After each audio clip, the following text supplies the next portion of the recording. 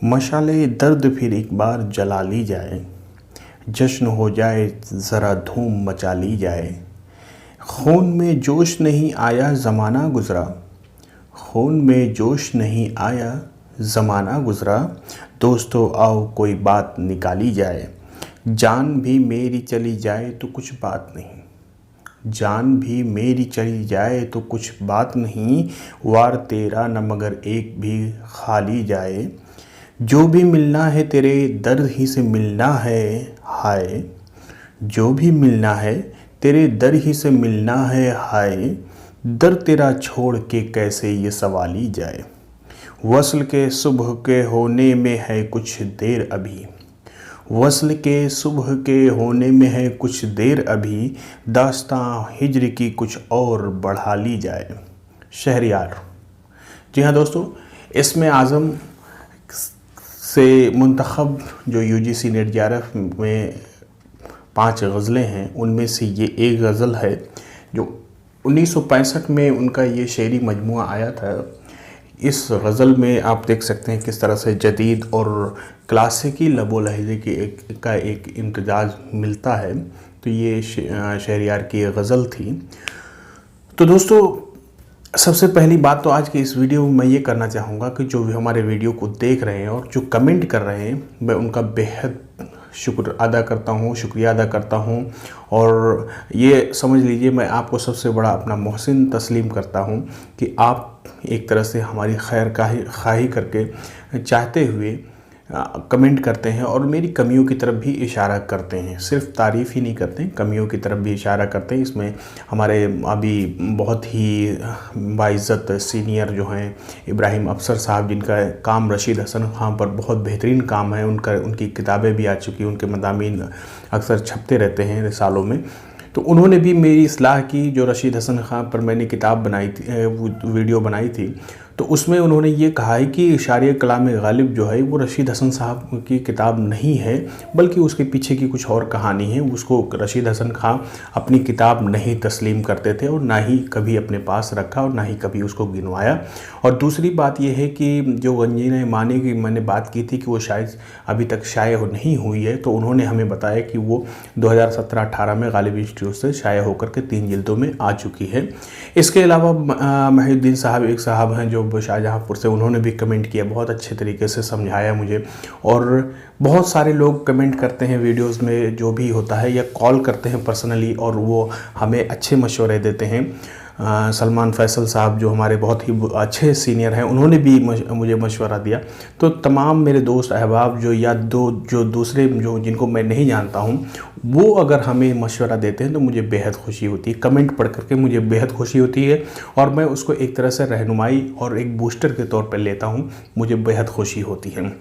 तो आप भी हमारे चैनल पे वीडियो देखने के बाद कमेंट ज़रूर करके बताएं, ये हमारे लिए बहुत अच्छा होता है। ये चूँकि जब हम मेहनत करते हैं, कोई वीडियो तैयार करते हैं, तो हम चाहते हैं कि उसका एक रिप्लाई आए, जवाब आए, पसंद नापसंद का एक हमें पता चले। जैसे जिस तरह से हम ख़त किसी के पास भेजते थे तो उसका जवाब, उसके इंतज़ार हम ज़रूर करते थे। तो यही फीलिंग हमारे यहाँ पे भी होती है। जो यूट्यूबर होते हैं, जो वीडियो बनाते हैं, कि उस कमेंट के से ही हमें असल में पता चलता है कि व्यूवर्स क्या चाहते हैं और क्या उनको हमें देना है। तो बहुत सारी बातें हैं दोस्तों, बातें होती रहेंगी। आप भी हमारे वीडियो को चैनल को सब्सक्राइब अगर नहीं किए हैं तो कर लीजिए, बेल आइकन को प्रेस कर लीजिए। बहुत सारी चीज़ें हैं, लाइव भी मैं करता हूँ, अफसाने पढ़ता हूँ, इंशाई पढ़ता हूँ, गज़लें पढ़ता हूँ और इसी तरह से मुख्तलिफ मौज़ूआत पर वीडियो बनाता हूँ। और कुछ नई तरह की इन्फॉर्मेशन की वीडियो भी मैं इंशाल्लाह फ्यूचर में बनाऊँगा और मैं इस पर मुस्तकिल इस चैनल पर काम करते हुए नज़र आऊँगा आप लोगों को। तो अगर इस तरह के वीडियो से आपकी दिलचस्पी है, अदब से दिलचस्पी है, तो आप बेल आइकन को दबा लें ताकि आपको नोटिफिकेशन मिले जब भी हम वीडियो अपलोड करें। तो चलिए दोस्तों, अब बात करते हैं कि आज के मौजू पर। तो आपके स्क्रीन पे जैसा कि यहाँ नज़र आ रहा है कि आज का जो मौजू है वो मशरक़ी तसव्वुर नक़्द है या मशरक़ी शेरियात है। उस पर हम आज गुफ्तगू करेंगे और इस ज़िम्ने में अरबी शेरियात, अरबी तसव्वुर नक़्द और फ़ारसी शेरियात, फ़ारसी तसव्वुर नक़्द और संस्कृत शेरियात। उर्दू वाले इन्हीं 3 चीज़ों के या इन्हीं 3 शेरियात का ज़िक्र करते हैं अमूमन। और उर्दू जो सबसे ज़्यादा मुतासिर हुई है, अगरचे फ़ारसी से आई है, लेकिन तसव्वुर नक़्द या शायरी जो है वो इन अरबी या फ़ारसी और उर्दू दोनों की असल जड़ जहाँ से मिलती है वो फ़ारसी है, अरबी है, सॉरी। तो सबसे पहले बात करते हैं अरबी तसव्वुर नक़्द क्या है, अरबी शेरियात क्या है। मैं अपने उन छोटे भाइयों को जो या उन जूनियर्स जो हमारे हैं, जो भी एमए में हैं, बीए में हैं, उनको मैं ये बता देना चाह रहा हूँ कि ये तनक़ीद का बेहद अहम शोबा है।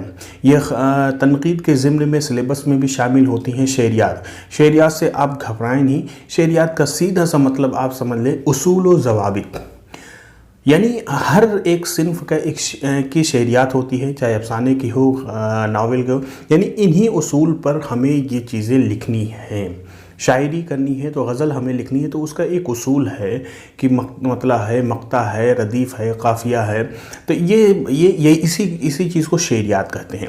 तो बहुत सारी चीज़ें होती हैं जिनको मुरत्तब किया जाता है, और मुरत्तब एक ख़ास एक बुतीका नहीं होती है, एक लुग़त की तरह नहीं है कि चलो एक लाइन से लिख दिया जाए, बल्कि मुख्तलिफ़ जो नक़ाद होते हैं, अहले नज़रियात होते हैं, जो नज़रिया साज होते हैं, उन्होंने जो क्या बातें कही हैं और क्या मतलब अमली तनकीद की है और किस तरह से उन्होंने दलाइल के ज़रिए साबित किया, तब उनकी बात को तस्लीम की जाती है और उसको शायरी में ढाला जाता है, ये असनाफ़ में ढाला जाता है। तो उसी को एक उसूल बना लिया जाता है, तस्लीम कर लिया जाता है। बाद के लिखारी जो होते हैं उसको फॉलो करते हैं और उसको कोट करते हैं। तो इस तरह से हम तक वो सारी चीज़ें पहुँच जाती हैं। जैसे कि अभी हम बात करेंगे कि अलग अलग राइटर्स जो हैं वो उन्होंने अपनी अपनी किताबों में किस तरह से कौन कौन सी बातें कही हैं। मुख्तसरन मैं बताऊंगा क्योंकि बहुत लंबी बहस है ये। अरबी शेरियात और फ़ारसी शेरियात, संस्कृत शेरियात काफ़ी तवील बहस है। अगर उर्दू में जो किताबें पढ़ना चाह रहे हैं, मैं डिस्क्रिप्शन में उनके नाम लिख दूंगा। उसमें अबुल कलाम कासमी साहब की किताब है, गोपी चंद नारंग साहब की किताब है, और इसी तरह से वहाब अशरफी साहब की किताब है। बहुत ही अहम अहम किताबें हैं शेरियात पर, या इन तमाम मशरक़ी शेरियात, मगरबी शेरियात पर। उसको आप आसान ज़बान में पढ़ सकते हैं। ख़ास करके वहाब अशरफी साहब की किताब बहुत ही अच्छी किताब तस्लीम की जाती, और लिखा भी उन्होंने है तालिब इल्मों के को लेकर के। तो चलिए उनकी किताबों का नाम मैं डिस्क्रिप्शन में लिख दूंगा। बात करते हैं अरबी शेरियात पर। तो अरबी शेरियात में ये जो नाम यहाँ पे आप पढ़ रहे हैं, इब्न सलाम अल अजमी, इब्न क़ुतैबा, क़ुदामा इब्न जाफ़र, इब्न रशीक़, इब्न खलदून और अब्दुल क़ाहिर जुरजानी, ये ऐसे नाम हैं जिन लोगों ने इब्तिदा में किताबें लिखी और उसमें कुछ बहस उन्होंने शायरी पर की। अब दोस्तों, अरबी में जो है वो अदवार को जो तकसीम किया जाता है अरबी शायरी को, वो दौर जाहिलियत और बनी उमवी दौर, अब्बासी दौर। जाहिलियत के दौर के इसलिए कहा जाता है कि वो इस्लाम से पहले का दौर है। जाहिल का मतलब ये नहीं कि वो लोग जाहिल थे इसलिए जाहिलियत कहा जाता है। इस्लाम के पहले दौर का नाम ही जाहिलियत का दौर करार दिया गया है। और उमवी दौर, बनु उमैया जो है, जो उमवी एक सल्तनत थी या खिलाफत थी, उस दौर के जो शायर और नक्काद हुए उसको उमवी दौर को कहा गया। और अब्बासी दौर जो लगभग 800-1000 साल तक लगभग वो खिलाफत रही, उसको अब्बासी दौर। और ये तमाम के तमाम लगभग अब्बासी दौर से ही ताल्लुक़ रखते हैं।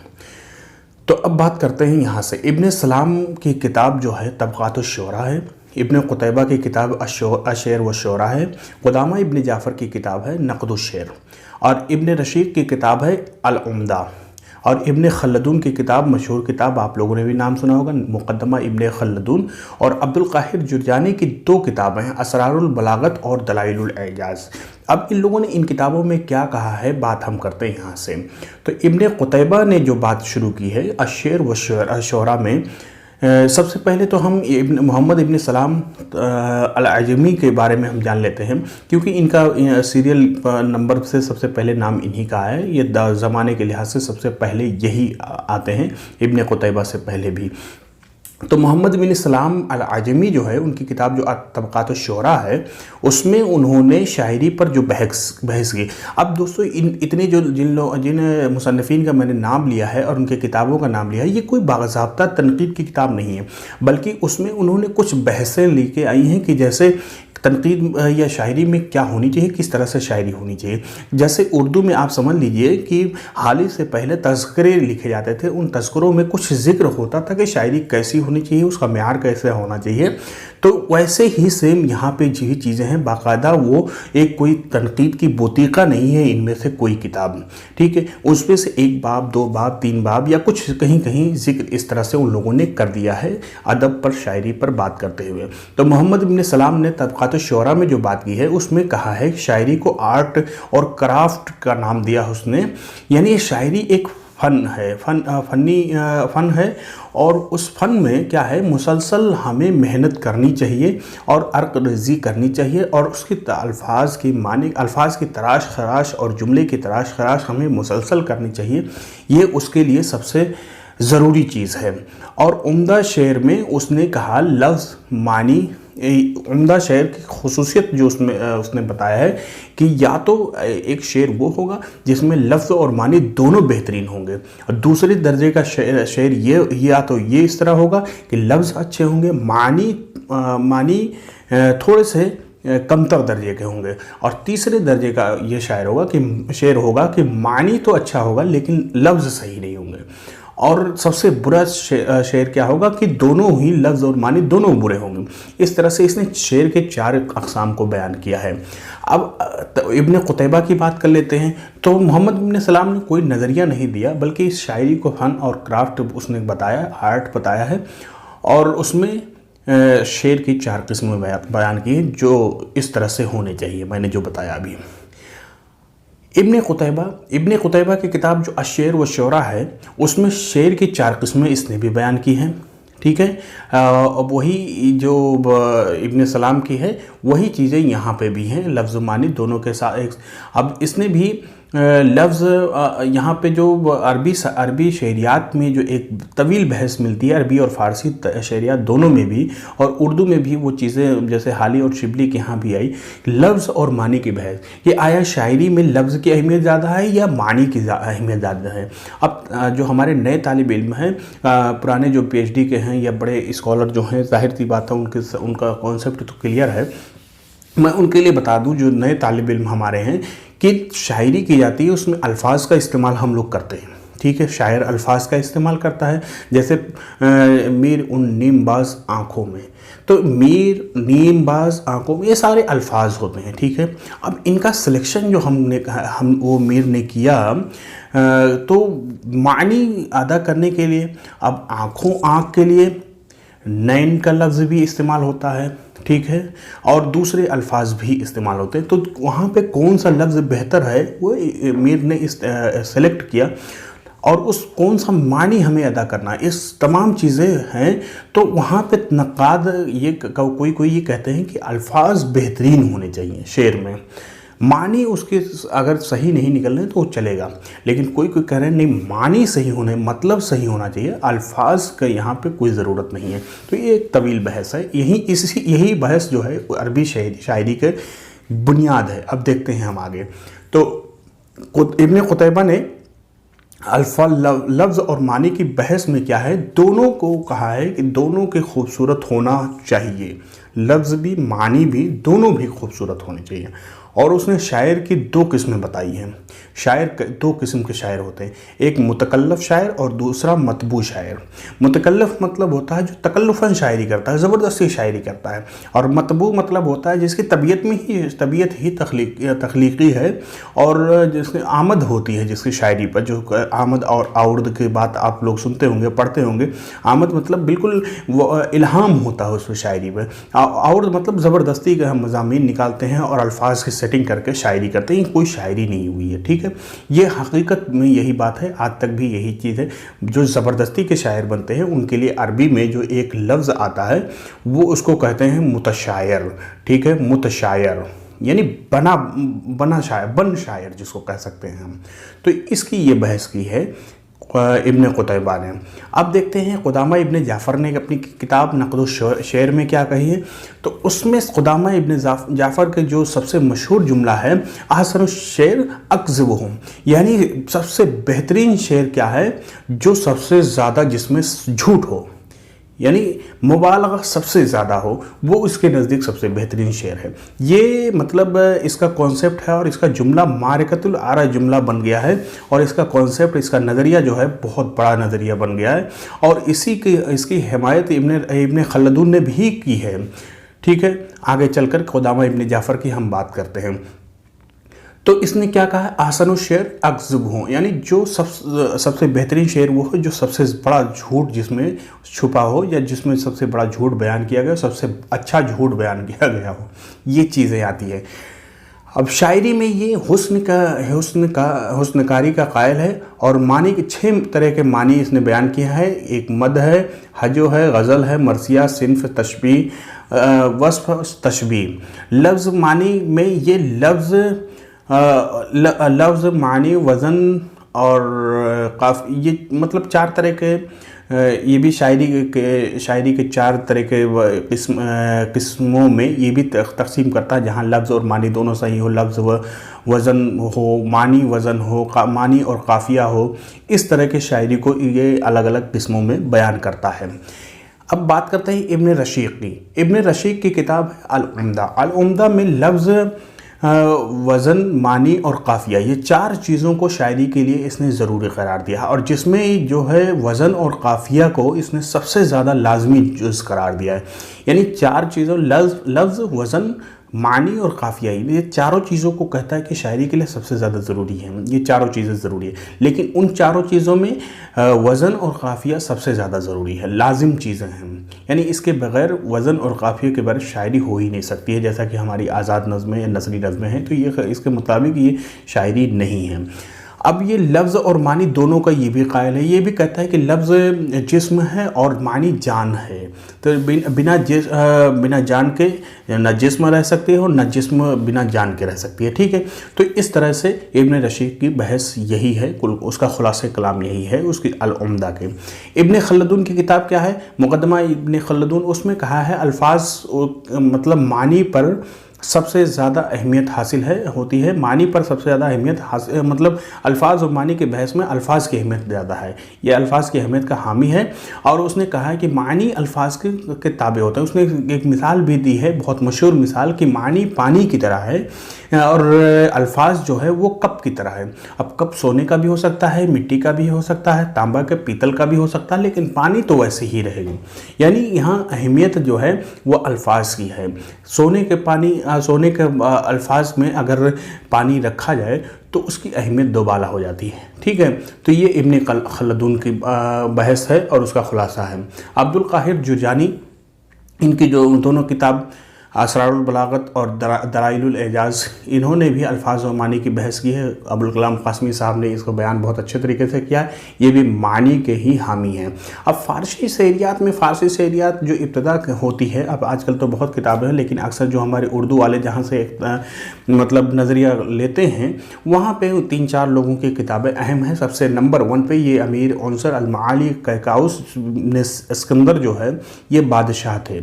इन्होंने अपने बेटे के लिए काबूस नामा लिखा था, जो नसीहत के लिए क्या लिखा था, उसी में एक ज़िम्नन उन्होंने शायरी पर भी बहस कर दी कि अगर तुम शायरी करना चाहते हो तो कैसी शायरी होनी चाहिए। शायरी बिल्कुल अच्छी होनी चाहिए, काबिल फ़हम शायरी होनी चाहिए, जो लोगों को, आवाम को पसंद है। बस इनका यही नज़रिया है। उनकी किताब का नाम आप लोग याद रखिएगा कि कैकाउस की किताब का नाम काबूस नामा है। अब दूसरी किताब जो है निज़ामी उरूज़ी समरकंदी की किताब है। ये किताब चहार मकाला, ये किताब का नाम है चहार मकाला में जो है इन्होंने अल्फाज मानी की बहस लाई है और वहाँ पे मानी को इन्होंने तरजीह दी है। और ये बताया है कि मतलब मानी को क्यों तरजीह दिया जाता है। मानी को इसलिए तरजीह दिया जाता है क्योंकि इसे बहुत बड़े बड़े काम भी लिए जाते हैं, और जैसा कि अरबों में लिए जाते रहे, मुक़द्दमा शेर व शायरी में हाल ही ने जैसा कि बयान किया है। रशीदुद्दीन वतवात की किताब है फ़ारसी की तीसरी किताब, जो हदायक़ुस सहर फ़ी दक़ाइक़ शेर। ये किताब का नाम है। इसमें सिर्फ सनाए बदाए वगैरह के ऊपर जिक्र बहस की है कि शायरी में किस तरह से सनाए लफ्ज़ी और मानवी दोनों को इस्तेमाल करके खूबसूरत बनाया जा सकता है। बेसिकली ये सनाए की बहस इस किताब के अंदर मौजूद है। शम्स कैस राज़ी की किताब अल-मुअजम फ़ी माहिर अशआरुल अजम, ये इस किताब में उन्होंने टोटल जोर दिया है किस चीज़ पर, सहले मुमतना पर। यानी शायरी जो होती है बिल्कुल आसान होनी चाहिए, ना ही तसन्नु होनी चाहिए, ना ही उसमें इस तरह से बनावट होनी चाहिए, और ज़बरदस्ती के अल्फाज और भर्ती के अल्फाज नहीं होने चाहिए, और ज़बरदस्ती के मतलब सनाए बदाए का इस्तेमाल भी उसमें नहीं किया जाना चाहिए। फ़ारसी तनक़ीद में जो आखिरी मुसन्निफ़ की किताब का नाम आता है वो है मोहम्मद औफ़ी जो जिनकी किताब है लुबाबुल अलबाब। ये आखिरी किताब जो जिसका ज़िक्र किया जाता है फ़ारसी में, लेकिन यूजीसी नेट जेआरएफ में इसका नाम, इसके सिलेबस में इसका नाम शामिल नहीं है, मैंने ऐसे ही ज़िक्र कर दिया है। अब यहाँ से बात करते हैं संस्कृत शेरियात पर। संस्कृत शेरियात भी उर्दू शायरी के लिए काफ़ी अहम तस्लीम की जाती है, क्योंकि हिंदुस्तान से इसका ताल्लुक़ है और हिंदुस्तानी तहज़ीब से इसका ताल्लुक़ है, और चूँकि उर्दू शायरी में हिंदुस्तानी तहज़ीब का बयान कसरत से होता है और हिंदुस्तानी जो माइथोलॉजी का बयान होता है, तो वो यहीं से चीज़ें आती हैं। तो उसकी कुछ शेरियात का ज़िक्र, कुछ शेरियात को हमारे यहाँ के शोरा ने भी लिया, जैसे कि मीरा जी ने कसीर तादाद में इन तमाम चीज़ों को लिया है संस्कृत से। तो अब यहाँ पे देखते हैं कि संस्कृत शेरियात में या संस्कृत तनक़ीद में, तसव्वुर नक़द में भरत मुनि की किताब नाट्य शास्त्र जो है, यहाँ रे छूट गया है, तो नाट्य शास्त्र की अहमियत सबसे अव्वलीन अहमियत है, इसकी तस्लीम की जाती है, अव्वलीन किताबों में से है, जो बेसिकली नाटक पर या ड्रामे पर ये किताब लिखी गई है, लेकिन उसमें तनक़ीद, शायरी की तनक़ीद या तनक़ीद के भी कुछ मबाहिस मिलते हैं। तो इस वजह से इसकी अहमियत मुब्तदीन में से हो जाती है, यानी इब्तदाई किताबों में से हो जाती है। छठे और सातवें बाब में इन्होंने शायरी की तनक़ीद के या शायरी की तनक़ीदी मबाहिस का ज़िक्र किया है, और उन्होंने रस का जो एक नज़रिया पेश किया है भरत मुनि ने, वो 8 रस का नज़रिया पेश किया है। रस मतलब यानी जज्बात, कैफ़ियत शायरी के ज़रिए से किस तरह से बयान होते हैं, और सामीन पर या क़ारीन पर किस तरह से वो जज्बात और कैफ़ियत उस पर मुर्तबित होते हैं। तो वो 8 कौन से हैं? श्रृंगार रस है, हास्य रस है, करुण रस है, रौद्र रस है, वीर रस है, भयानक रस है, विभूत रस है और अद्भुत रस है।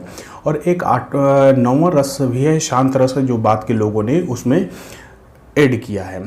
तो ये भरत मुनि की किताब हो गई नाट्यशास्त्र। अब आनंद वर्धन की किताब कौन सी है? धुनिया लोक। इन्होंने भरत मुनि ने रस का नज़रिया दिया, इन्होंने धुनी का नज़रिया दिया। रस और धुनी दोनों को मिला करके ही फिर उसके बाद में अलंकार भी इसी तरह से आया है। रस, धुनी, अलंकार, ये 3 चीज़ें होती हैं जो बेसिकली सनाए लफ्ज़ी और मानवी ही चीज़ें होती हैं। यानी कुछ शायरी में कुछ की तज़यीनकारी जो है लफ्ज़ों से होती है और कुछ का मानवी तौर पे होता है। तो आनंद वर्धन ने धुनी का नज़रिया दिया है। और धुनी का मतलब क्या है, ये गोपी चंद नारंग साहब ने लिखी अपनी किताब में, शेरी इशारियत, शेरी तासीर या जमालियाती कैफ, यानी शेर के तासीर और उसकी इशारी जो यानी इस्तिआराती जो ज़बान होती है शायरी की या अल्फाज की, उसी को धुनी कहते हैं।